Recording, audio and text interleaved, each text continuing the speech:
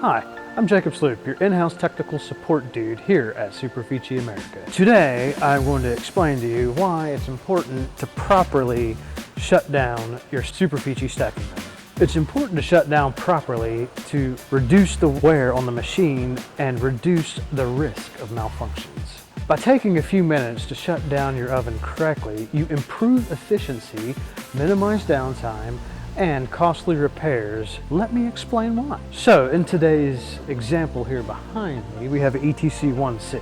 It's an inline 6 tray stacking oven. So basically it starts on tray 1, it goes up and then back down, fills all the trays, and when tray 1 loads again, the parts come out. But this will affect more of our larger stacking ovens, which when the parts go in, they go up, they can transfer across, come down, and go out the other side, or they come back and go out the same side they came in, depending upon the type of oven that you have. So in our large stacking ovens, and as well as this one, you can do what's called an automatic unload. And basically what that does is the oven will cycle through and empty every tray. But say you only have parts filled on half the trays, it's key to let that oven complete its cycle so you can shut it down properly. If you don't, then what happens is you end up stopping it mid-cycle, and then when you boot it back up, it picks up from where it left off. And this can cause some issues depending upon locations of trays.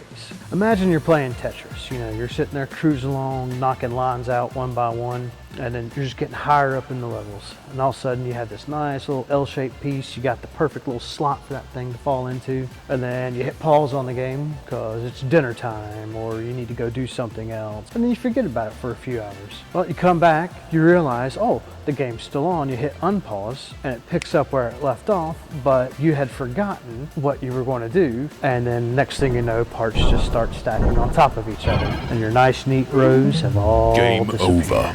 So this is kind of what happens when you do it with our ovens.